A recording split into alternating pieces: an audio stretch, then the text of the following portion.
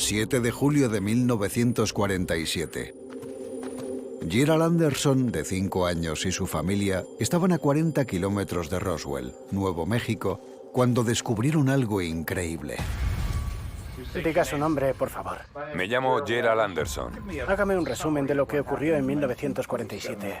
Uno de los primeros comentarios que hizo mi hermano fue: es una maldita nave espacial. Roswell, la primera y la más controvertida conspiración sobre ovnis de la historia. La verdad ha estado envuelta en sombras hasta ahora. Por primera vez, los famosos testigos presenciales de Roswell serán puestos a prueba. ¿Qué estaba haciendo en Roswell, Nuevo México, en julio de 1947? El software de detección de mentiras más avanzado de la historia determinará la verdad definitiva. Hemos determinado que son falsos. Había 4 cuerpos y no eran humanos. ¿Se imaginan tener pruebas innegables de visitas de extraterrestres? ¿Cómo describiría la nave? Tenía forma de disco. Momento a momento surgirá la cronología del fenómeno. ¿Aparecerán también con ella las pruebas de que los extraterrestres aterrizaron por accidente? Esto hará reescribir los libros de historia. Nos cambiará para siempre. Roswell. Veredicto final. Día 6, 7 de julio de 1947, 8:15 AM. Montañas Capitán, Nuevo México. 6 días después de que una explosión hiciera temblar el cielo del desierto de Nuevo México, Gerald Anderson y su familia se dirigieron a las Montañas Capitán para recoger rocas. Aquella excursión trajo consigo unos hallazgos que Gerald nunca olvidaría. Cuando giramos por la curva, en la otra cresta, había un objeto grande plateado en forma de disco, metido en un lado de la propia cresta.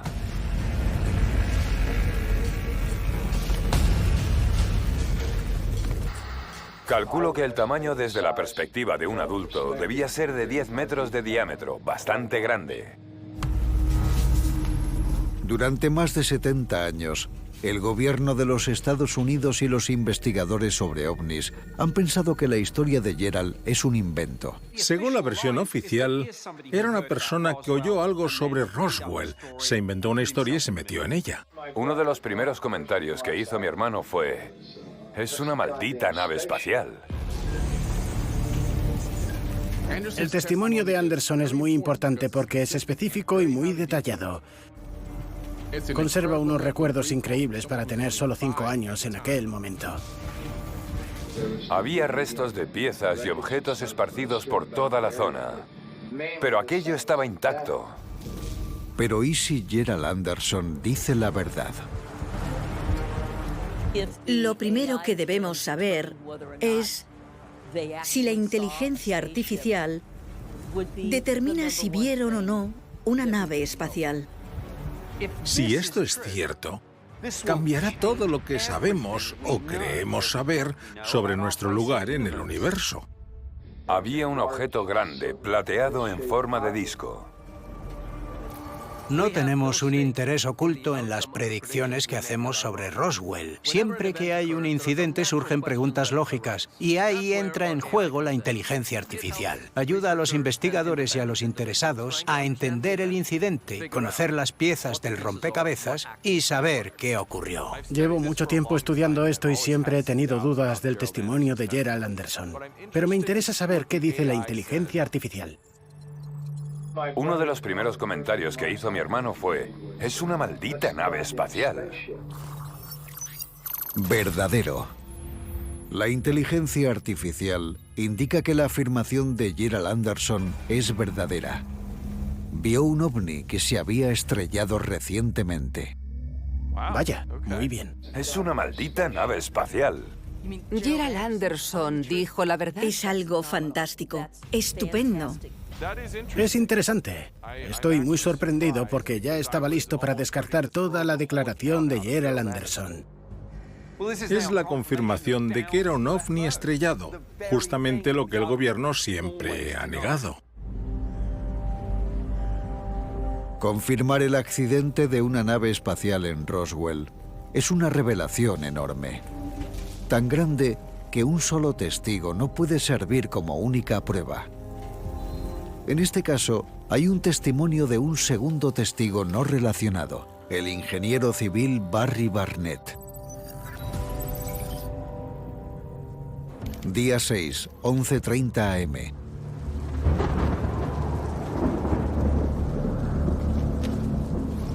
Barney Barnett trabajaba para el Servicio de Conservación del Suelo.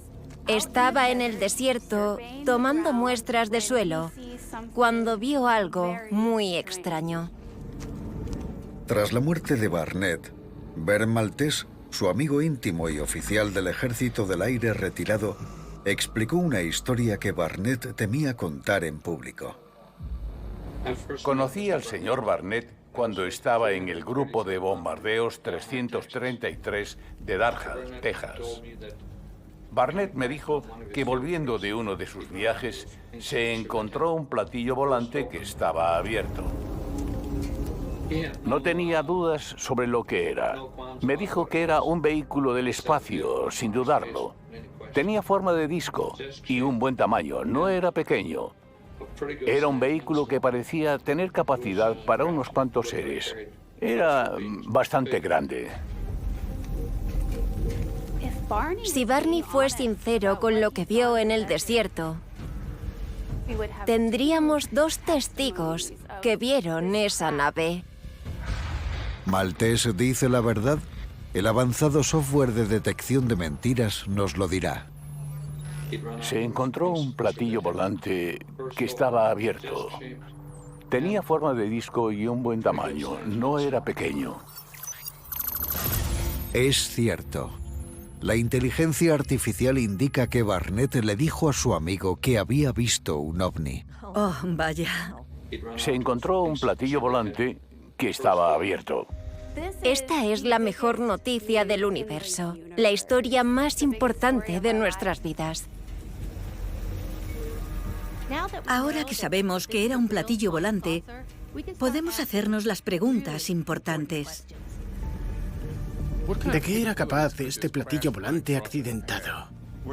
Se trataría de una tecnología que puede estar cientos de miles de años más avanzada que la nuestra. Es un salto cuántico.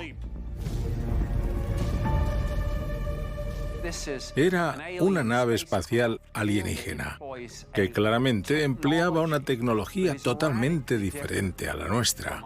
Un nuevo sistema de propulsión, una nueva fuente de energía, un cambio radical de cómo entendemos las leyes de la física.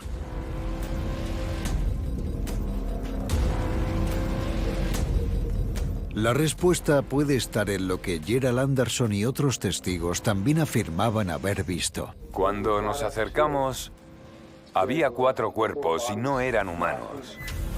Justo antes de que Gerald viera la presencia de seres extraterrestres.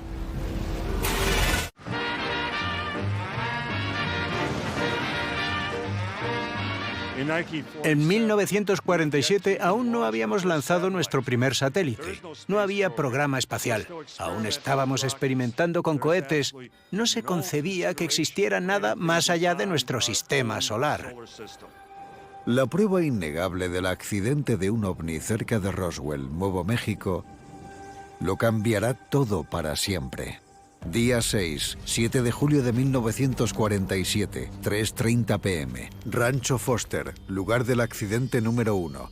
6 días después de que el ranchero Mac Brazel oyera la explosión extraterrestre en el cielo, llevó al oficial de inteligencia y comandante Jesse Marcel al lugar del accidente que él mismo descubrió.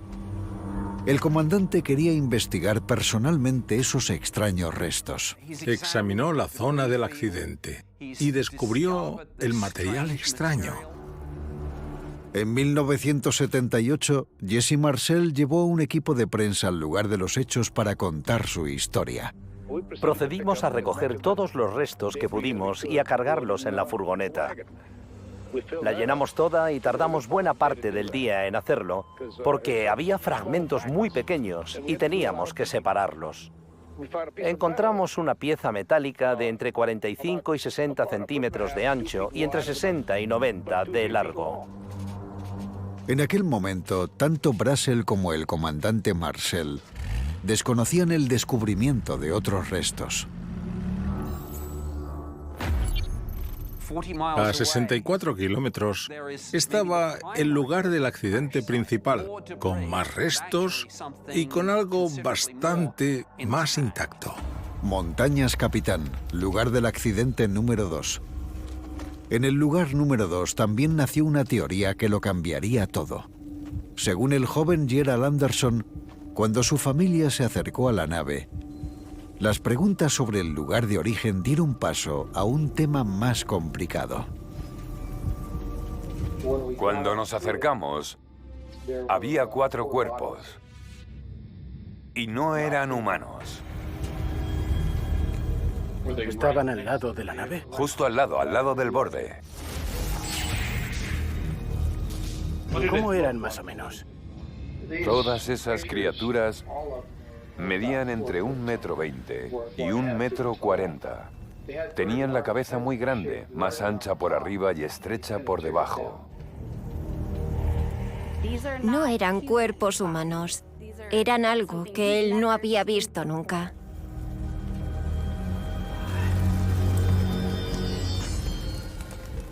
Muchos investigadores, incluso yo, tenemos problemas con este testimonio. Me interesa saber qué dice la inteligencia artificial. Si contaba la verdad en las descripciones de esos seres. Muchos de nosotros hemos estado toda la vida esperando para responder la pregunta de si estamos solos en el universo o no. Todas esas criaturas medían entre 1,20 m y 1,40 m. Tenían la cabeza muy grande, más ancha por arriba. Verdadero. La inteligencia artificial indica que la declaración en la que Gerald Anderson afirmaba haber visto alienígenas es verdadera. Esto se está poniendo interesante. Es un notición. Esto lo cambia todo. Saberlo por fin es emocionante. Está describiendo cosas de otro mundo, extraterrestres, que pisaron el planeta Tierra en 1947. No sé cómo recalcar lo importante que es descubrir que ha dicho la verdad sobre los seres y la aeronave que vio.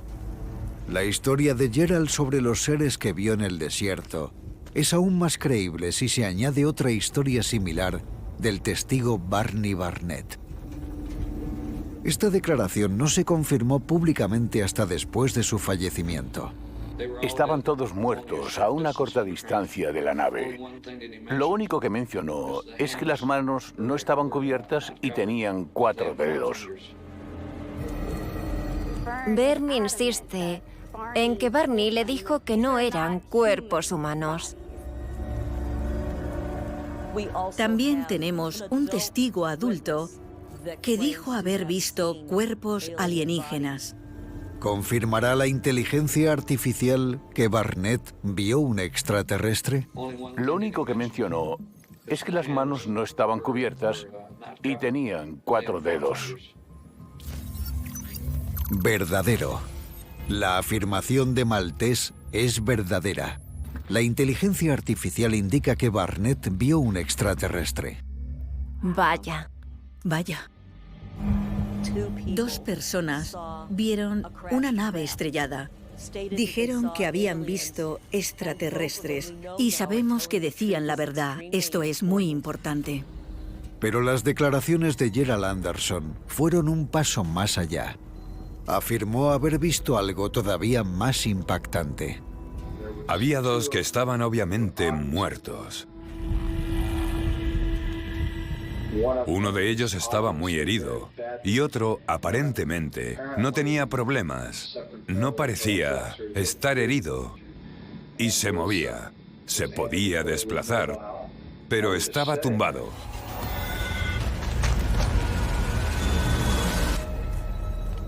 Cuando nos acercamos, la criatura se retiró así, como si nos tuviera miedo porque fuéramos a hacerle daño. Luego parece que se tranquilizó, se quedó allí tumbada mirando una y otra vez, intentando saber qué estaba pasando. Si eso es cierto, significa que uno de los extraterrestres sobrevivió. Parece una película de ciencia ficción. La criatura se retiró así, como si nos tuviera miedo. Quiero ver qué dice la inteligencia artificial. Imaginad que os encontráis a un platillo estrellado. Por si eso fuera poco, vuestra mente empieza a pensar. ¿Me acerco un poco? Y cuando os acercáis, descubrís algo aún más extraordinario. Gerald Anderson afirmó haber visto extraterrestres. Y también vio que uno se movía.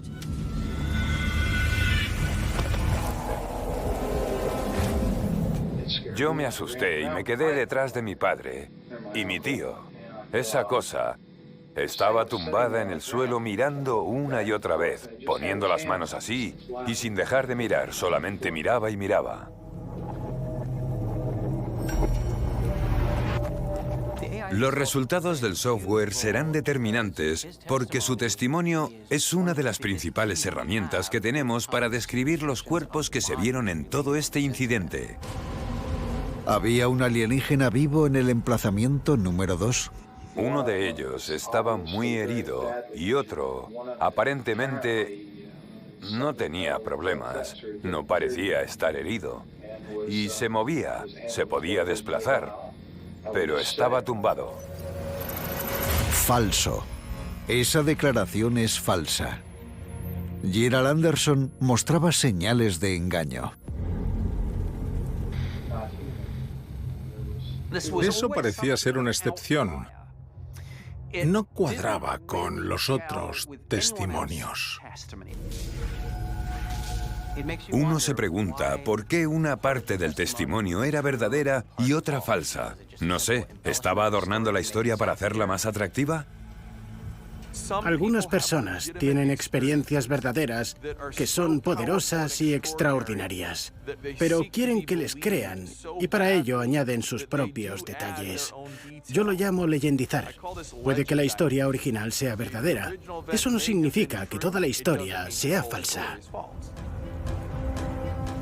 La inteligencia artificial determina que la parte de los cuerpos extraterrestres es cierta, y eso es significativo. Día 6, 7 de julio de 1947, 4 p.m. Oficina del sheriff del condado de Chaves.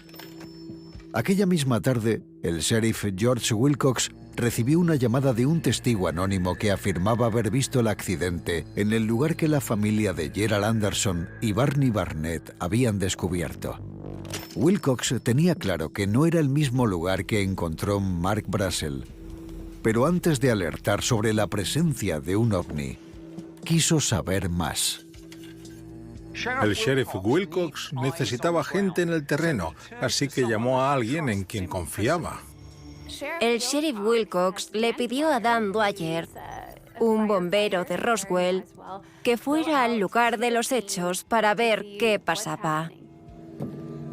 Nadie quiere que le llamen el loco de los platillos volantes, pero como llegaban todas esas historias, había que enviar a alguien para averiguar qué estaba ocurriendo. Justo después de enviar a Dan Dwyer, el sheriff Wilcox recibió una llamada del gobierno. Ese fue un momento muy importante en la historia, porque fue cuando el ejército se enteró de que había un segundo lugar. Le dijeron que dejara de buscar, que cancelara la investigación. Pero en ese momento ya era demasiado tarde. Día 6, 7 de julio de 1947. Lugar del accidente número 2. En 1995, la hija de Dan Dwyer, Frankie Rowe, grabó la historia sobre el segundo lugar que su padre le había contado. Me dijo que no venía de este mundo. No se parecía a nada que él hubiera visto. Y me dijo que allí había unas personas pequeñas.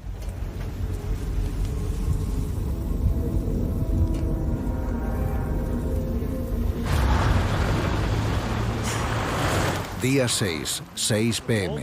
En cuanto recibieron la noticia en la base aérea de Roswell, acordonaron inmediatamente la zona y cortaron todas las carreteras que entraban y salían de Roswell.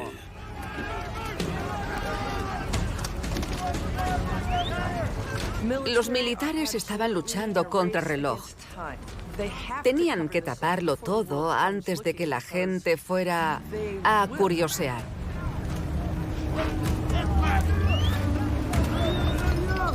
Enseguida quitaron a Dwyer de en medio. Le advirtieron y amenazaron para que no dijera nada.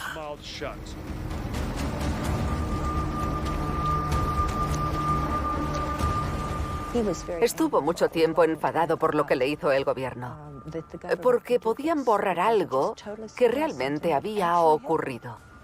Pude entrevistar a Frankie antes de que falleciera. Su testimonio me pareció verdadero. Tengo ganas de ver qué indica la inteligencia artificial sobre sus declaraciones, porque podría reforzarlas después de tantos años. Él sabía que había ocurrido, los había visto. Verdadero. Según la inteligencia artificial, Frankie dice la verdad. Su padre le dijo que el personal del gobierno borró las pruebas de los seres extraterrestres que él mismo había visto. Esto me resulta chocante, porque los militares no tienen autoridad sobre los civiles. Se trata de pura intimidación. Nuestra primera preocupación es la seguridad nacional. ¿Se trata de un enemigo en potencia? ¿Tienen una tecnología que podría esclavizarnos de algún modo? ¿Podemos copiar esa tecnología? ¿Podemos duplicarla para nuestro beneficio? El primer país que consiga dominar la tecnología alienígena controlará el planeta. Les dijeron a mi tío y a mi padre que si no querían pasar el resto de sus vidas en prisión, no dijeran nunca nada sobre lo que habían visto allí. Que les quitarían a sus hijos y nunca más volverían a verlos. Se referían a mí. Teníamos que cerrar la boca y si no lo hacíamos, eso era lo que pasaría. Verdadero.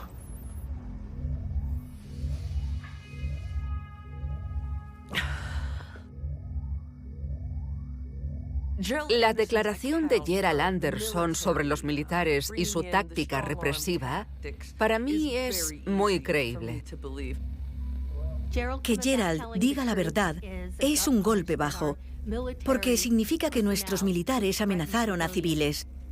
Lo que me parece aún más grave es que Gerald solo tenía 5 años y los militares lo amenazaron. Día 6, 7 de julio de 1947, 10 p.m. Base aérea de Roswell. Todo lo que se había descubierto en mitad del desierto se recuperó, transportó y almacenó en la base aérea de Roswell. No estaban seguros de qué había ocurrido, pero todos estaban movilizados.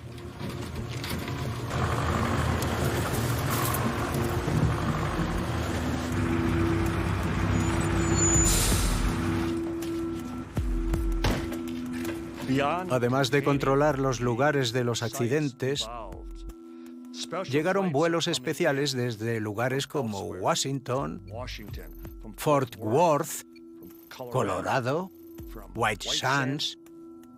Había vehículos militares, había aviones militares, había personal militar llegando inesperadamente para tomar el control de la situación rápidamente y con mano de hierro.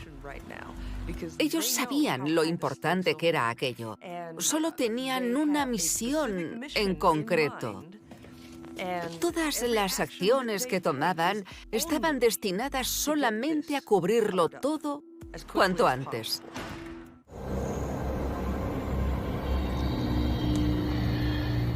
Al mismo tiempo, llegaron 2 agentes del servicio secreto.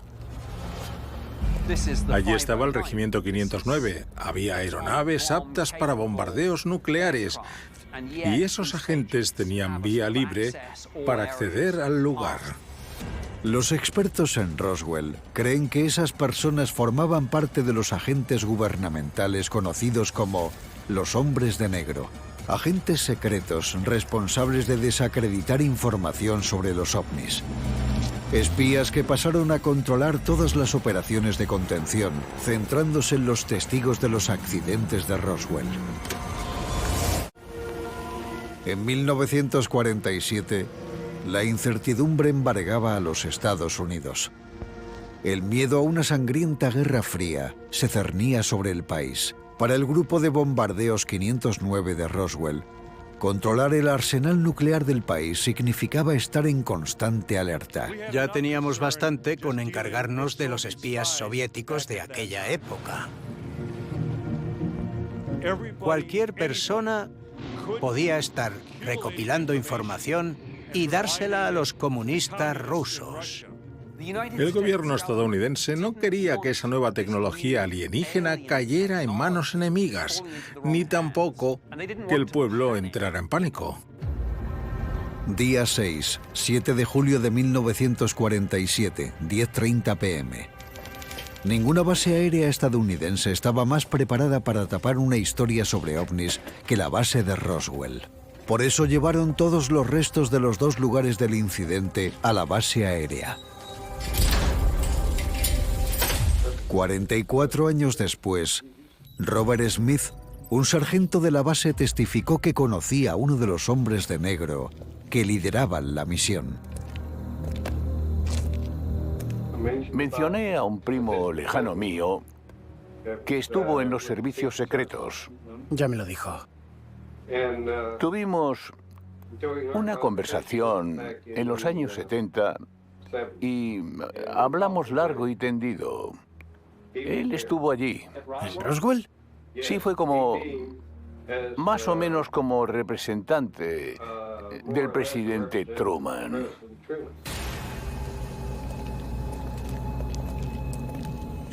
Si este testimonio es cierto, revelaría la implicación de autoridades de muy alto rango. En este caso, llegaríamos hasta el mismísimo presidente. Un primo lejano mío estuvo allí. ¿En Roswell? Sí, fue como representante del presidente Truman. Verdadero. La inteligencia artificial indica que el testimonio de Smith es cierto. Estuvieron allí y les envió la Casa Blanca.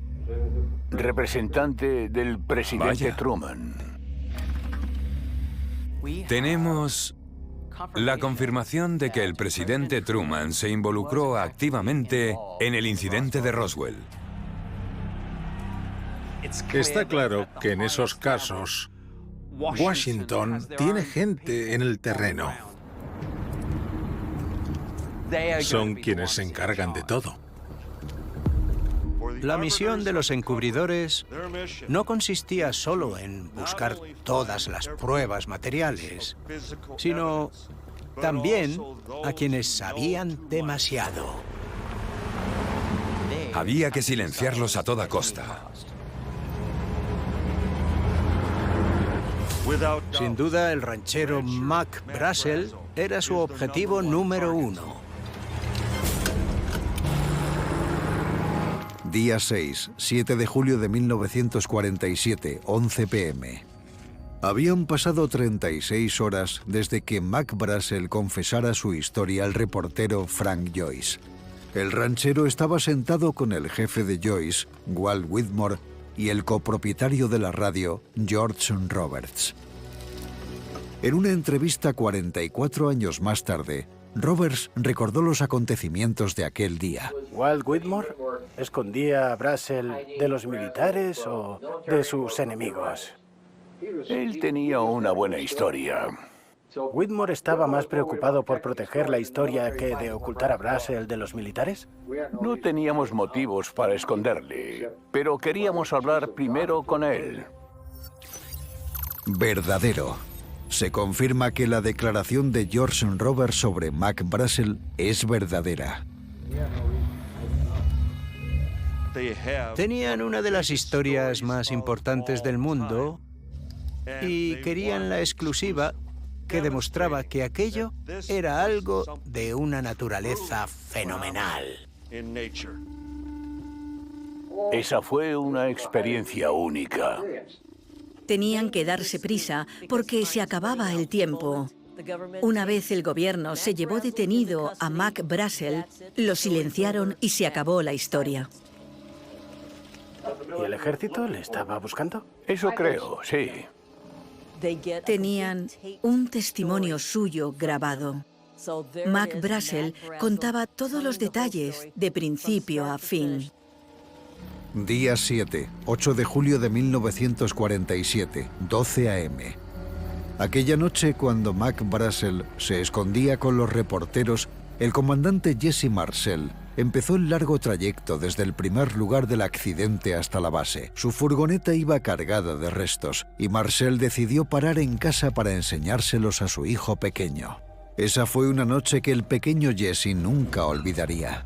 Supongo que estaba de camino a la base aérea a llevar todo aquello, pero entendió que era muy raro y quiso que nosotros lo viéramos antes de llevarlo a su destino.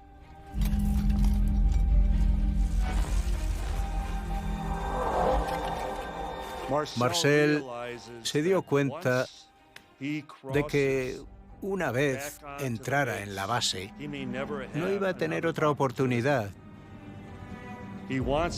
Quiso que su hijo Jesse Jr., su único hijo, viera algo tan extraordinario que ambos recordaran para el resto de sus vidas.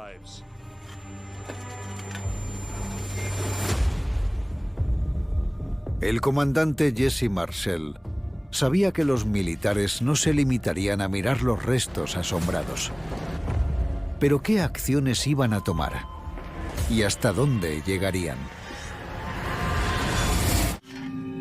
Según Jesse Jr., el hijo del comandante de inteligencia Jesse Marcel, el 8 de julio de 1947, su padre volvió del lugar del accidente número 1 y le enseñó los misteriosos restos que había encontrado. Tenía que compartir el secreto con ellos, porque tal vez no podría volver a hacerlo.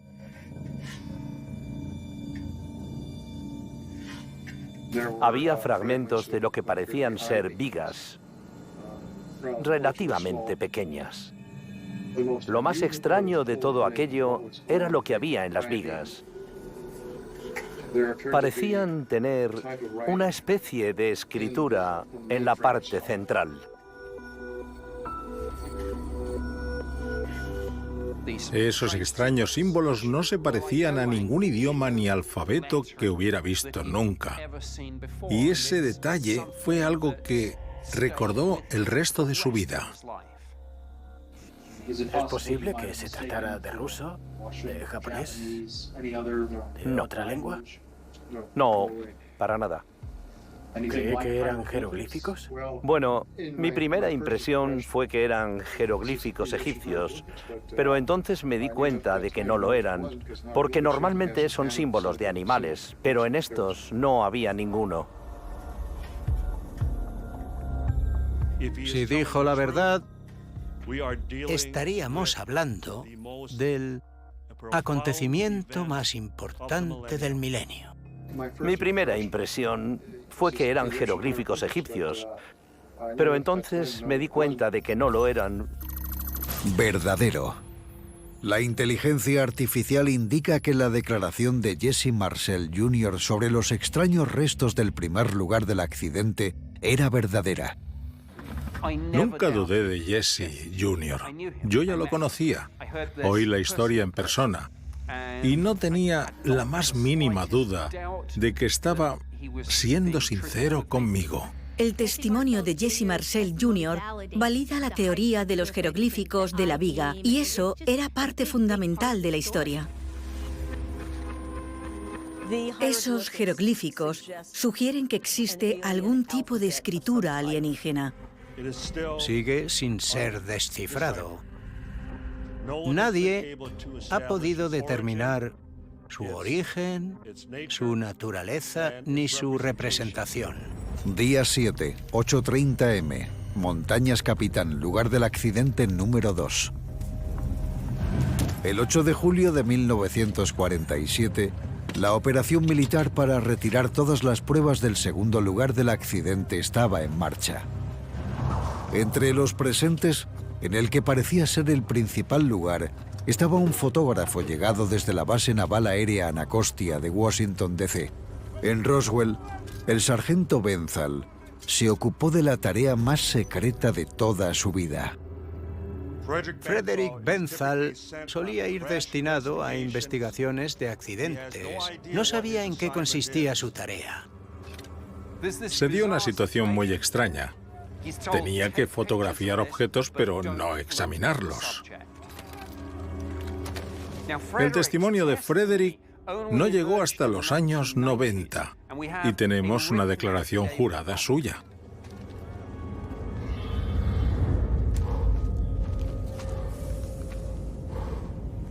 Apenas se veía nada dentro de la tienda.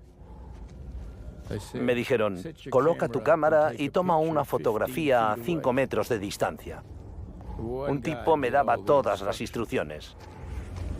¿Ves esta linterna? Sí, señor. ¿La has enfocado? Sí, señor. Pues échale una foto a esto.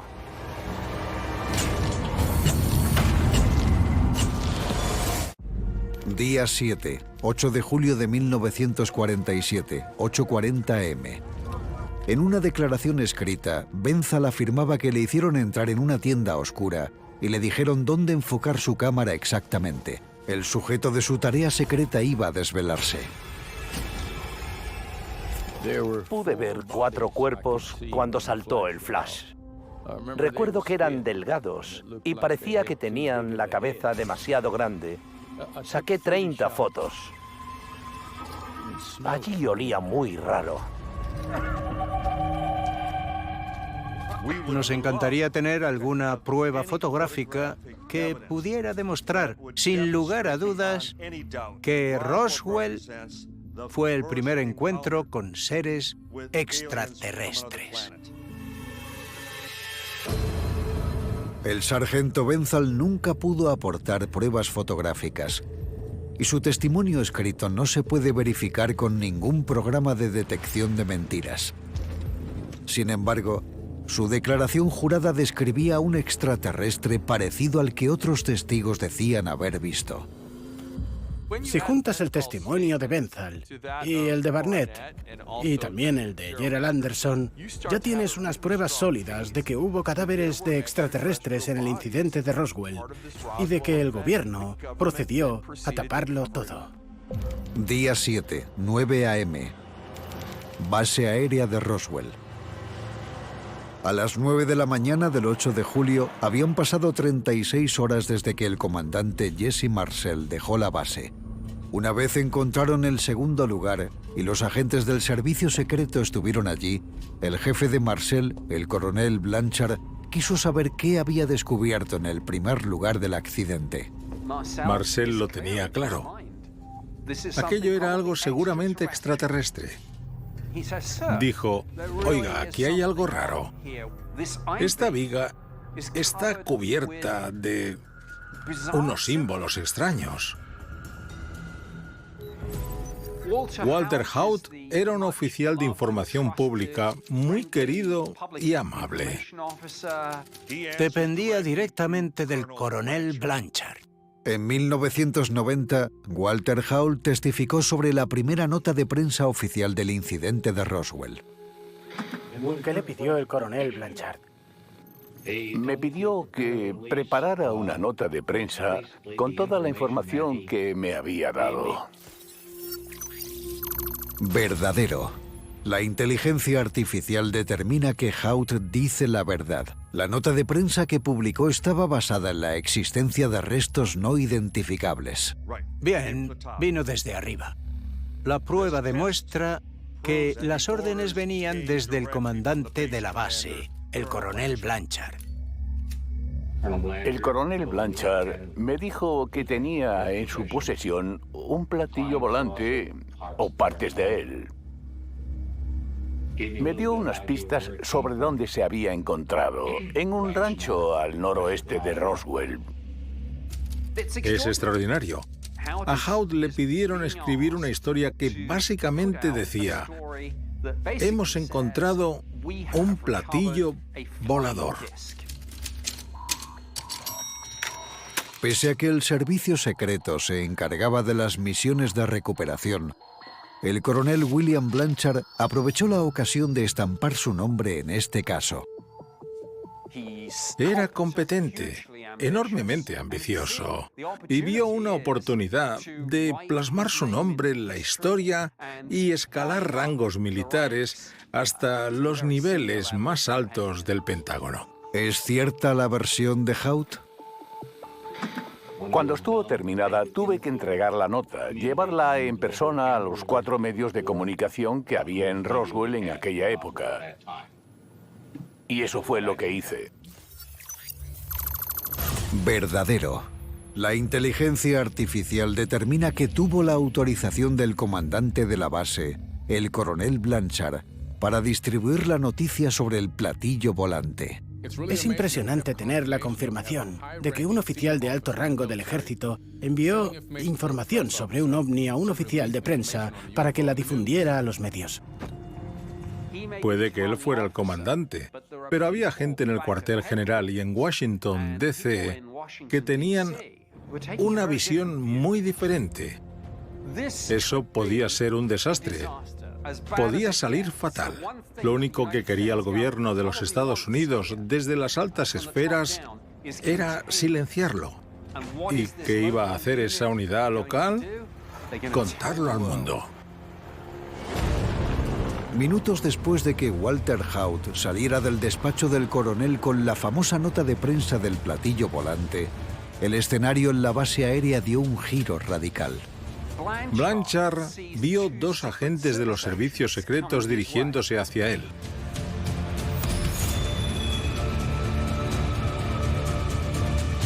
Querían evitar la difusión de la noticia.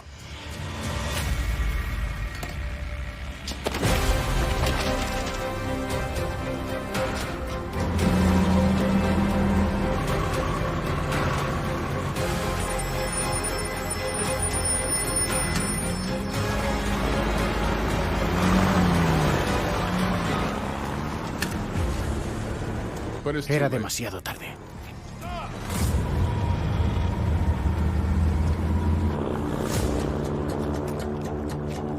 El secreto de Roswell había salido a la luz y la historia iba a explotar en todo el mundo.